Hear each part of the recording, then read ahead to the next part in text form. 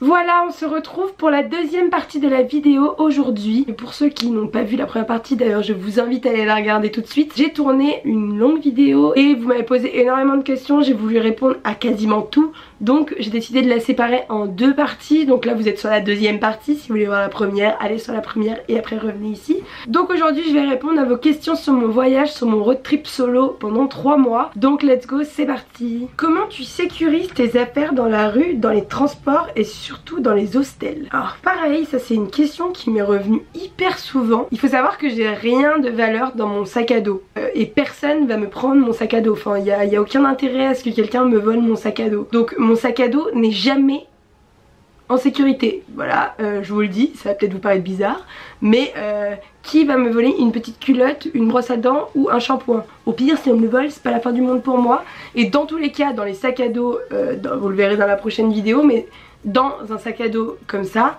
je ne peux pas mettre des cadenas parce qu'en fait il y a trop de poches et franchement si quelqu'un a envie de l'ouvrir, il l'ouvre. Voilà, donc mon grand backpack n'est jamais verrouillé, n'est jamais en sécurité et tout s'est toujours bien passé là-dessus. Après j'ai un petit sac à dos où j'avais mon ordinateur, mon appareil photo, ma GoPro, enfin tout ça. Du coup dans les bus, il restait avec moi et dans les hostels il y a toujours des lockers, des casiers où on peut verrouiller, donc prenez un petit cadenas avec vous. Des fois c'est avec la clé de la chambre que tu peux l'ouvrir. Des fois avoir votre propre cadenas, donc je vous conseille de prendre un cadenas avant de partir. Mais j'ai jamais eu de problème avec mes affaires. Et dans la rue, je sais pas, comme dans la rue à Paris quoi. Si t'as ta valise avec toi, tu fais attention à ta valise. Et si t'as ton sac à dos, tu fais attention à ton sac à dos. Quelle est la nationalité que tu as le plus rencontrée pendant ton voyage? Donc comme je le disais, nous les Français, voyager seuls on ne sait pas faire. J'ai rencontré très peu de Français qui voyageaient seuls. Et même en soi, j'avais pas rencontré tant de Français. Si j'ai rencontré des Français, ils étaient soit à 2, soit à 3. Voilà, tout seul c'était très rare, même des garçons, hein, ça change rien. Je pense que j'ai rencontré aucune fille française qui voyageait seule de toute façon. Pas que je me souvienne en tout cas, non, elles étaient tout le temps à plusieurs. Et donc du coup les nationalités que tu retrouves le plus c'est les Hollandais. Attends, les Hollandais ils ont un pays qui est tout petit. Les Pays-Bas c'est minuscule. Et ils sont partout. Les gars ils sont vraiment partout. Hollandais, allemand et anglais. Alors eux ils sont partout. Et les Australiens parce que c'est juste à côté de chez eux donc ils sont souvent là aussi. Est-ce que j'avais de l'argent en liquide sur moi? Moi je vous conseille d'avoir toujours un peu de liquide sur vous au cas où si vous arrive une merde. Je vous conseille d'avoir 2 cartes bleues, toujours aussi avoir 2 téléphones sur soi au cas où si celui-là plante pour pas être dans la merde. Ça m'est arrivé évidemment, mais avoir toujours un peu de liquide sur soi parce que si vous arrive une merde, que vous faites voler vos affaires et tout, que vous bloquez votre carte, que je ne sais pas qu'est-ce qui peut vous arriver, que vous ayez au moins un peu de liquide pour pouvoir payer une nuit, un repas, un machin.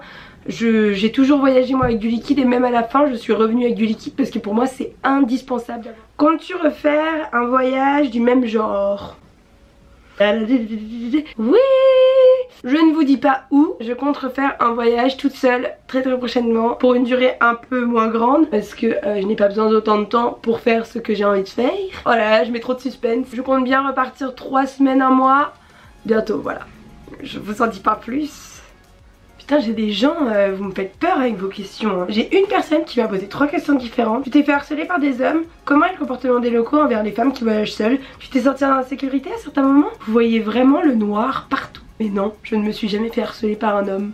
Je ne me suis jamais sentie en insécurité envers des locaux. Et le comportement des gens est juste normal. Je suis désolée hein, je prends ça un peu à la légère et je sais que c'est peut-être pas normal pour tout le monde et je peux comprendre qu'il y ait des gens qui aient des inquiétudes, mais faut arrêter avec ces préjugés. Moi ça me rend malade de voir qu'on a peur de tout en France, que on se dit que c'est horrible partout, qu'on peut pas voyager seul, qu'il y a de l'insécurité partout. J'ai tellement de questions qui reviennent en me disant mais tu te rends compte comment tu fais pour voyager seul, les vols, l'insécurité, les viols, les machins, on me parle de trucs tellement sordides et je me dis mais les gars la vie c'est pas ça hein.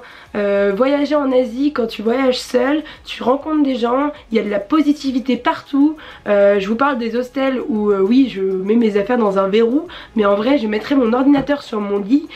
Dans des hostels personne n'irait me prendre mon ordinateur, on est dans une mentalité qui est totalement... Vous voyez votre quotidien, c'est pas ça, c'est pas ça. Quand tu voyages seul en Asie, c'est que de la positivité, c'est des gens qui sont là pour te rencontrer, voir du monde. C'est des gens qui sont positifs, qui sont là, voilà, dans la même optique que toi, pour voyager, pour kiffer, pour faire une parenthèse dans leur vie. Il n'y a pas d'esprit négatif. Ça m'est arrivé une fois d'avoir une super mauvaise expérience avec des Suisses, que vraiment je me suis dit je vis dans un autre monde, c'est pas possible. Mais mis à part ça, rien, genre rien, que des gens hyper positifs, hyper sociables, bonnes vibes, good vibes, pas de problème, jamais d'embrouille, rien. Voilà, après évidemment ça arrive, oui tu peux te faire voler dans un hostel, oui tu peux avoir une mauvaise expérience dans un hostel, etc. Oui bah si tu tombes sur la mauvaise personne au mauvais endroit, bah oui il peut t'arriver des merdes, mais la plupart du temps quand même on est sur une atmosphère qui est trop pisse et qui va trop me manquer quoi. Je vous jure hein, là je tombe que sur des questions sur le harcèlement de rue, ça me déprime. Qu'est-ce qui a été ma plus grande dépense? Je pense que si vous avez suivi mon voyage vous le savez, c'est mon tour en montgolfière à Bagan qui était mon rêve depuis toujours et qui m'a coûté 300 €. Ouais, voilà, donc là ça faisait pas partie du backpack hein, mais c'était vraiment mon rêve depuis toujours. Donc oui, la plus grosse dépense c'était ça. Ça fait mal. Il y a des gens qui me demandent si je me suis ennuyée. Non. Comment tu peux t'ennuyer? Jamais. Est-ce que je savais à l'avance que je partais 3 mois? Oui. Je comptais dans tous les cas rentrer pour Noël. Je comptais rentrer au niveau du 22, mais j'ai dû rentrer un petit peu avant pour des raisons personnelles. Mais voilà, je savais que j'allais partir dans tous les cas 3 mois et que dans tous les cas j'allais rentrer pour Noël. Donc ça de ce côté là c'était sûr. 3 mois c'est bien ou ça fait long? 3 mois pour moi c'est parfait. Il y a beaucoup de questions sur la planification d'itinéraire, comme vous l'avez compris, non, il n'y a rien. Ah, il y a des questions qui concernent l'appareil photo que j'ai utilisé pendant tout mon voyage. C'est celui que j'utilise actuellement parce qu'évidemment quand tu es en backpack c'est compliqué. Et c'est vrai que je vous ai beaucoup filmé. Moi j'avais mon ordinateur avec moi donc ça n'a pas toujours été hyper simple. Mais ça va, c'est pas encore trop contraignant. C'est un MacBook Air 13 pouces donc c'est pas énorme mais c'était pas très lourd.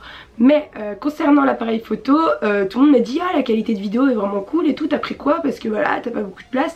Je n'avais pas de réflexe avec moi et j'avais une caméra de vlog que tous les vlogueurs ont sur la YouTubosphère. J'ai un Canon G7X qui est génial pour la vidéo. Par contre si vous voulez faire de la photo, je ne vous le conseille pas. Allez vous renseigner à la FNAC pour un appareil compact qui puisse faire de la photo aussi bien que de la vidéo ou que de la photo si vous voulez faire que de la photo parce que le mien est très bien pour la vidéo mais pour la photo franchement il est vraiment pas ouf.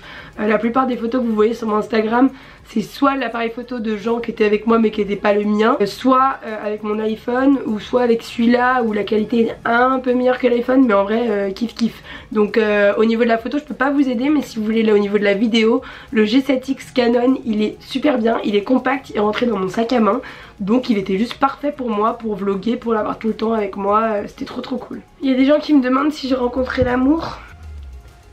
Non. Il y a des gens qui m'ont demandé pour la carte SIM et qui m'ont dit pourquoi tu achètes des cartes SIM dans tous les pays. Alors justement on va revenir au fait de la sécurité et d'être une petite européenne blonde seule. Je trouve ça plus sécuritaire pour moi personnellement. Une carte SIM ça coûte 10 €, enfin une carte SIM avec du crédit pour le mois ça coûte 10 € et ça me paraît primordial en tant que fille de voyager avec un contact avec le monde tout le temps. Je sais qu'il y en a plein qui le font pas parce qu'ils veulent pas être accrochés à leur téléphone. Moi évidemment je suis contente d'avoir du réseau partout, mais je le fais aussi vraiment par sécurité parce que s'il m'arrive un truc bah j'ai besoin d'avoir quelqu'un à qui je peux parler, contacter mes hostels quand j'arrive tard le soir, réserver un autre bus si mon bus est annulé. Enfin pour moi c'est hyper important. Si vous voyagez seul et que vous avez jamais fait ça avant, je vous conseille vraiment de prendre une carte SIM dans les pays que vous faites.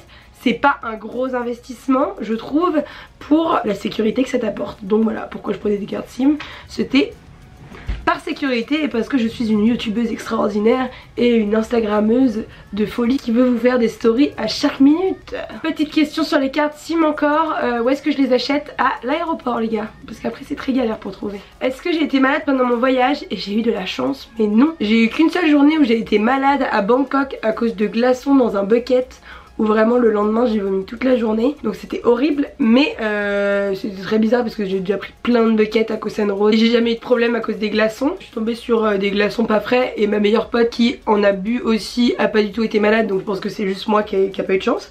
Mais sinon non, j'ai vraiment pas été malade et j'ai eu trop de chance. Pour avoir déjà fait une intoxication alimentaire il y a 2 ans, je sais que c'est horrible. Tu logeais où la plupart du temps? J'ai déjà un peu répondu à cette question, mais la quasi-totalité du temps je dormais en auberge avec des gens dans ma chambre. Je dormais dans des dortoirs.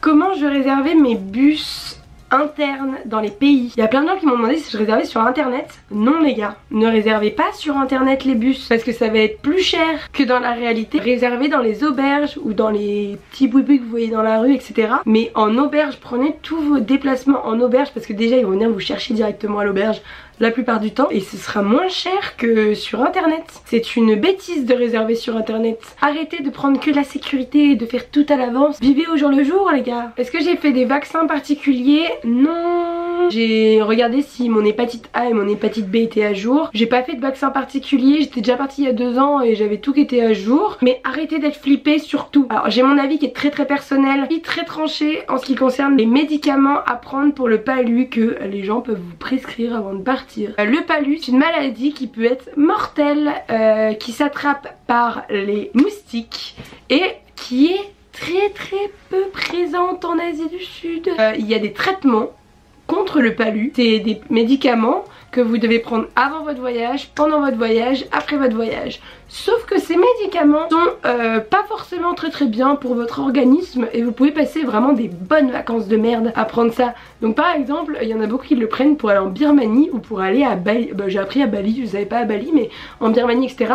Non, pour moi, il faut juste bien se protéger des moustiques, faire très attention, mais prendre ces médicaments, c'est pas indispensable. Après, moi, je suis pas quelqu'un de très médicament. Si vous voulez les prendre pour être sûr, prenez-les, mais il faut aussi arrêter. Il n'y a pas besoin de se bourrer de médicaments. Si vous protégez bien contre les moustiques, de la dengue et du palu, vous n'aurez pas la dengue et vous n'aurez pas le palu. Chill. Voilà, c'était mon petit coup de gueule contre les institutions pharmaceutiques. Ah, enfin une autre question. Comment tu faisais tes lessives? J'aime beaucoup cette question. Eh bien, je donnais ma lessive à faire dans tous les hostels. Tous les hostels, toutes les auberges font des lessives. Généralement, je paye au kilo et c'est vraiment pas très cher. Seulement à Bali, je crois que c'est le seul pays où ça m'est arrivé. Je me suis dit, mais totalement illogique, tu payes à l'article. Si tu as 12 petites culottes, tu vas payer 12 petites culottes. Donc généralement tu les fais à la main parce que tu n'as pas envie de payer 12 petites culottes. Mais voilà, sinon la lessive c'est très simple de la faire. Tu le donnes à l'hostel, généralement si tu le donnes le matin ils te le rendent le soir. Si tu le donnes un peu plus tard ils te le donnent le lendemain matin. C'est très rapide et c'est très pratique et ça coûte très peu cher. J'ai une question, comment garder la ligne en voyageant? Et bah pour être très honnête, tu la gardes naturellement. Parce que tu manges moins, parce qu'il fait très chaud et que des fois la nourriture te plaît pas trop, donc t'as tendance à moins manger et tu fais beaucoup plus de sport que dans les tous les jours parce que tu montes des temples, tu montes des marches pour aller dans les temples, dans les machins, dans les viewpoints, tu montes des marches tout le temps, tu fais des kilomètres et des kilomètres. Donc franchement pour garder la ligne, c'est le meilleur truc de voyager. Je crois que j'ai jamais eu une ligne aussi fine que maintenant. Sauf que là je rentre pour Noël, donc bon tu t'imagines bien que ça va vite reprendre le petit bidou. Il y a quelqu'un qui m'a demandé le prix des auberges. Ça ne coûte rien. Je n'ai jamais payé une auberge plus de 10 €. Et franchement, les meilleurs que j'ai fait, ça coûtait à peu près 4-5 €. Donc voilà, les auberges pour le coup, ça coûte vraiment rien et c'est rentable quoi. Qu'est-ce qui a été le plus dur pour moi? C'est être loin de ma famille, loin de mes amis et loin de ma nourriture. Le confort aussi. Oh, les gars, j'étais tellement contente de retrouver mon petit lit. Je suis rentrée chez ma mère. Faut que je retrouve un appart, mais juste d'avoir un lit. Vous vous rendez pas compte? C'est génial, genre c'est mon lit avec ma chambre juste pour moi, avec personne d'autre que moi dans mon lit. La nourriture c'est le plus dur. Franchement c'est au-dessus de la famille et des amis, je suis désolée mais la nourriture franchement pour moi c'était vraiment le plus dur. Parce qu'il y a 2 ans j'ai fait une intoxication alimentaire. J'adore la nourriture asiatique.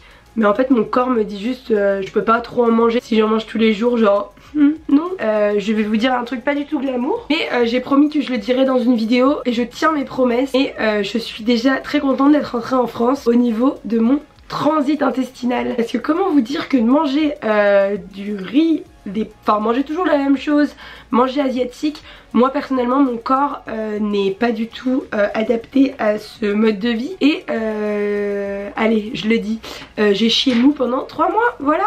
mais franchement c'est impressionnant comment mon corps réagit mal à la nourriture asiatique. C'est donc pour ça que pour moi maigrir c'est très facile quand je voyage en Asie, parce que voilà, mon corps ne supporte pas beaucoup la nourriture asiatique. Comment as-tu vécu avec la chaleur? Ah bah franchement on s'y habitue hein, quand tu vois le temps qu'il fait en France, moi j'étais bien là-bas hein. Si tu pouvais revenir sur un seul souvenir de ton voyage, ce serait quoi? Donc le premier ce serait la loupe, les 4 jours de moto au Vietnam à Haidiang. Et le deuxième, je ne peux pas l'oublier, c'est vraiment mon tour de montgolfière à Bagan qui était juste extraordinaire. Je vous mets la petite vidéo si vous ne l'avez pas vue, mais franchement c'était un des plus beaux moments de ma vie tout entière, c'était trop bien. Est-ce que tu as fait du shopping pendant ton voyage? C'est assez compliqué de faire du shopping quand on voyage comme ça, parce que déjà on fait son shopping différemment. On se dit pas oh tiens cet habit est vraiment magnifique, je veux l'acheter. On regarde l'habit sous toutes les coutures, on regarde le poids, on regarde comment il peut se plier dans la valise, si c'est un habit qu'il faut repasser ou pas. Et ensuite si toutes les conditions sont bien pour te dire que tu peux le mettre dans ton backpack qui va pas prendre beaucoup de place et qui a besoin de le repasser, là tu l'achètes peut-être. Donc oui j'ai fait des achats, mais j'ai pas non plus acheté la blinde de trucs. Est-ce que c'est bénéfique sur un CV de mettre ton voyage en tant qu'expérience? Bah oui, parce que dans tous les cas je vais avoir un petit trou sur mon CV là. Partir seule pendant 3 mois, tu développes des capacités, tu deviens déterminé, tu deviens beaucoup plus sociable, tu développes des capacités de fou en fait, tu te débrouilles seul. Chacun développe les capacités qu'il a envie de développer. Moi si j'étais un employeur, de me dire qu'il y a une fille qui est partie toute seule à l'autre bout du monde alors qu'elle avait jamais fait ça avant, bah je me dis elle a des couilles la meuf. Donc oui je pense que c'est bénéfique d'en parler dans son CV. Est-ce que j'avais déjà pris mes billets avant de changer de pays? À quel point je m'y prenais à l'avance? Généralement le mois je savais à peu près les pays que j'allais faire, et encore non, rien n'était pris à l'avance pour les billets. Généralement les billets je les prenais une semaine avant de bouger de pays, voilà, à peu près une semaine et demie. Donc non, pas vraiment à l'avance. Pourquoi l'Asie? C'est vrai que ça vient à la fin de la vidéo, mais c'est une très bonne question. L'Asie parce que c'est très peu cher pour voyager quand on a des petits budgets, parce que je connaissais déjà et que je sais que c'est un des pays qui sont très sûrs pour voyager seule en tant que fille, et parce que j'adore la culture asiatique et que j'adore l'Asie et qu'il fait beau et qu'il fait chaud et que quand tu reviens t'es bronzé. On adore, et j'adore, j'ai un très grand attachement envers l'Asie. Là c'est bon, là j'ai passé 9 mois de ma vie en Asie, je pense que c'est bon, on a fait le tour. Même s'il y a encore 2 pays que j'ai pas fait, le Laos et les Philippines. Je compte pas y retourner bientôt, mais j'adore l'Asie. Voilà, j'espère que cette deuxième partie vous aura plu. Évidemment il y a encore plein d'autres questions, n'hésitez pas à les mettre en commentaire et moi je me ferai un plaisir d'y répondre à la mano. J'ai essayé de répondre à un maximum de questions, mais c'est un peu compliqué de répondre à tout le monde. Si vous ne me suivez pas sur Instagram, n'hésitez pas à venir me suivre, il y a plein de petites photos qui arrivent encore. Plus de ça, voilà, j'ai encore plein de petits conseils si vous voulez vous tenir au courant aussi des vidéos qui sortent. N'hésitez pas à venir me suivre sur mon compte Instagram. Je vous fais plein de très gros bisous et je vous dis à très vite. Bye.